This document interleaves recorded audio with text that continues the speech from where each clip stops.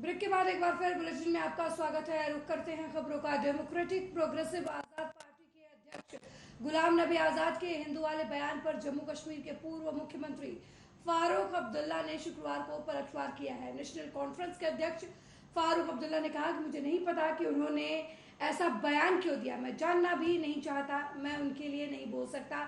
वो इतिहास जानते हैं तो ऐसा बोलने की इस समय क्या जरूरत थी। दरअसल पूर्व सीएम गुलाम नबी आजाद ने कहा था कि अधिकतर भारतीय मुसलमान हिंदू धर्म से परिवर्तित हुए हैं।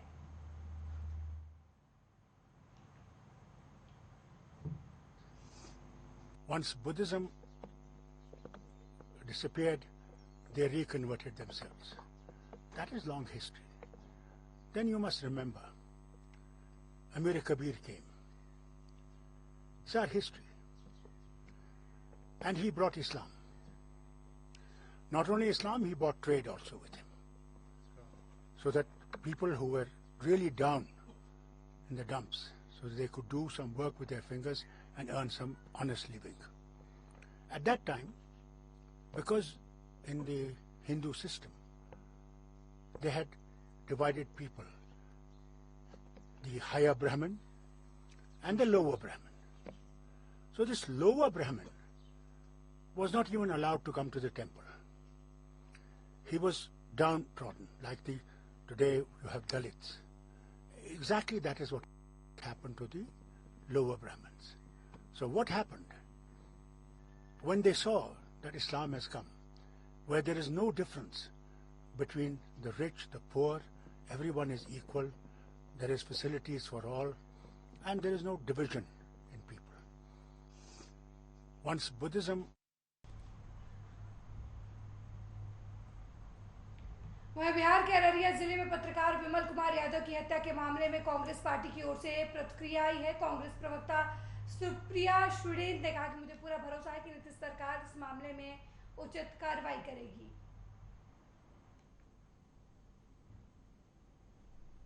लेकिन ये जहां तक बिहार की बात है, हादसा और इस तरह का अपराध जहां पर भी होगा, मानवता शर्मसार होती है, जिंदगी की कीमत होनी चाहिए। मुझे पूरा विश्वास है कि नीतीश कुमार जी की और तेजस्वी यादव जी की सरकार इस पर पूरी कार्रवाई करेगी। मेरा लेकिन ये जरूर बोलना है कि भाजपा हमलावर हो जाती है जब विपक्षी राज्यों में कुछ होता है। मणिपुर पर आपके मुंह से एक शब्द नहीं निकलता है, मध्य प्रदेश में आदिवासी के ऊपर पेशाब करता है आपका नेता, एक शब्द नहीं निकलता है।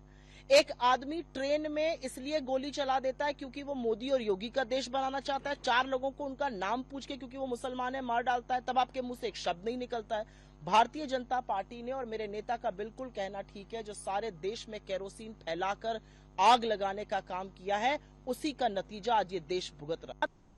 वहीं कांग्रेस के नेता अधीर रंजन चौधरी ने अपने निलंबन को लेकर बयान दिया है। लोकसभा की विशेषाधिकार समिति ने नियमों के तहत ये निर्णय लिया है। इसके बाद अगर समिति मुझे अपनी बात रखने का मौका नहीं देती तो मेरे पास अदालत का दरवाजा खटखटाने का भी विकल्प है। बहरहाल मुझे उम्मीद है कि लोकसभा के सभापति मुझे अपनी बात रखने का मौका अवश्य देंगे।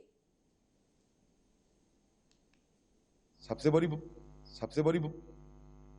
देखने की बात यह है कि जिन छात्रों को मृत्यु हुई उनके पिताजी गुजारिश कर रहे हैं कि भाई छात्रों छात्रा आपस में झड़प मत करो, मारपीट मत किया करो, खून बहाना बंद करो, फिर भी कोई नहीं सुनते। ये कोई सियासत करने की कोई जगह नहीं आई है।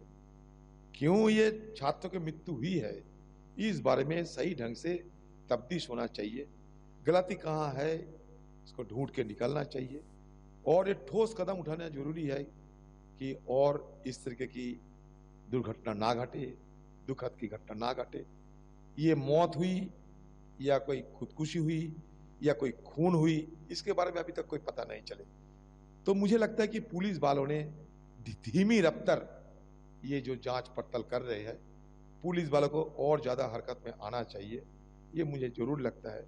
और एक बात, ये सब कुछ देखते हुए मुझे ये लग रहे हैं कि चोरी होने की बाद,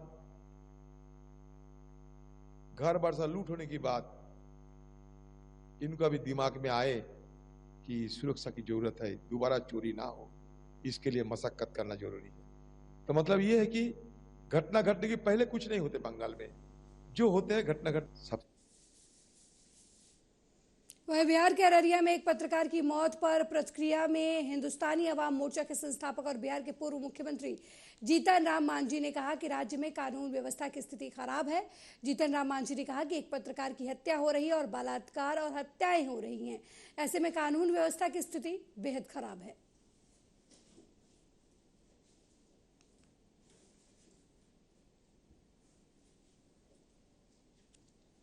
सोचना है, पत्रकार की हत्या हो रही है, ड्रीम रजिस्ट्री रेप हो रहा है और जगहों में हत्या हो रही है।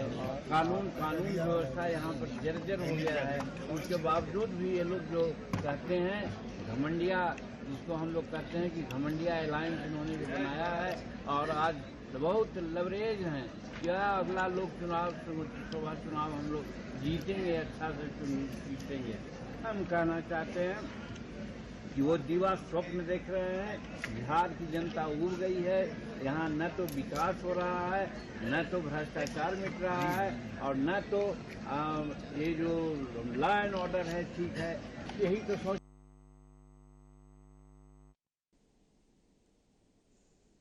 वहीं केंद्रीय मंत्री गिरिराज सिंह ने एक बार फिर से बिहार की नीतीश सरकार पर करारा हमला बोला है। उन्होंने समस्तीपुर में दरोगा की हत्या के बाद अररिया में पत्रकार की हत्या को लेकर सीएम नीतीश कुमार पर हमला बोला है। उन्होंने कहा कि सीएम नीतीश कुमार बिहार की चिंता नहीं कर रहे हैं, वो बस पीएम बनने का सपना देख रहे हैं।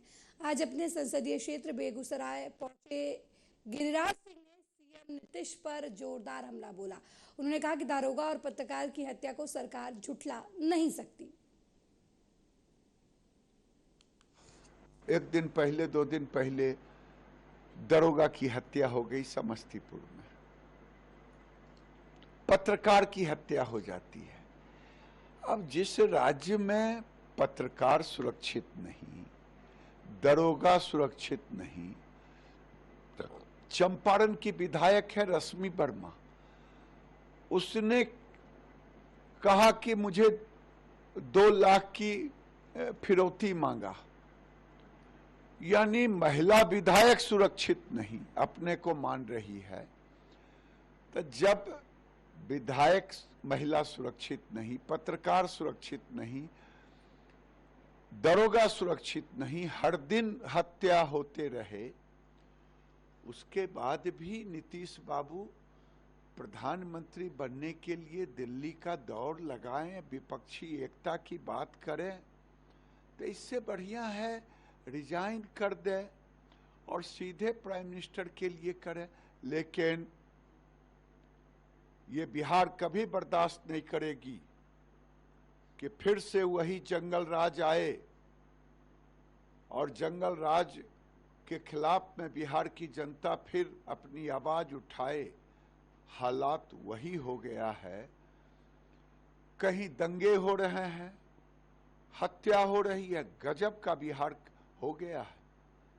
लगता ही नहीं है कि नीतीश बाबू का रुतबा जो एक मुख्यमंत्री का होता है, जिसके लिए वो हुए थे, वो हो रहा है। गांव की कहावत है, अपनी शादी नहीं और चले बरतुहारी करने। माने बिहार संभल नहीं रहा है और चले पूरे देश का प्रधानमंत्री बनने के लिए अपने को प्रदर्शित करने। एक दिन पहले, 2 दिन पहले उत्तर प्रदेश की राजनीति में राष्ट्रीय लोकदल अध्यक्ष जयंत चौधरी को लेकर हर दिन कुछ न कुछ खबर आती रहती है। यूपी के सियासी गलियारों में चर्चा है कि रालोद मुखिया जयंत चौधरी इंडिया गठबंधन में भले ही हो, लेकिन वो इस समय बीजेपी वाले एनडीए गठबंधन में अपनी जगह तलाश रहे हैं। इसी दौरान जयंत चौधरी का एक बयान सामने आया है, जिसमें उन्होंने साफ कर दिया कि वो समाजवादी पार्टी के मुखिया अखिलेश यादव के साथ हैं।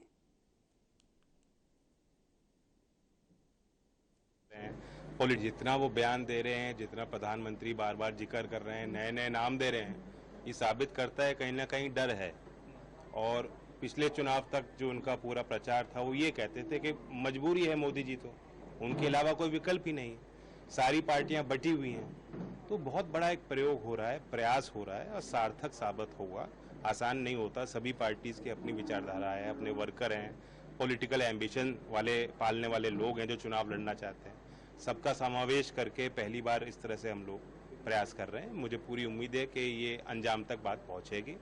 इंडिया का अपना एक विजन भी है, मुद्दों की भी हम बात करते हैं। मुंबई में भी इस विजन पे हम बातचीत करेंगे और बहुत ही एक आकर्षक जो देश के लोग, देश की जनता चाह रही है, जो स्टूडेंट्स हैं, जो यंग लोग हैं, जो महिलाएं हैं, जो खेती किसानी से जुड़े हुए लोग हैं, गांव देहात के लोग हैं, जो उनके असल मुद्दे हैं उनको लेके हम चलेंगे और चुनाव लड़ेंगे। जितना वो बयान दे रहे हैं। मेरे साथ इस बुलेटिन में फिलहाल इतना ही। देश दुनिया की तमाम खबरों को देखने के लिए देखते रहिए आर्या न्यूज़। नमस्कार।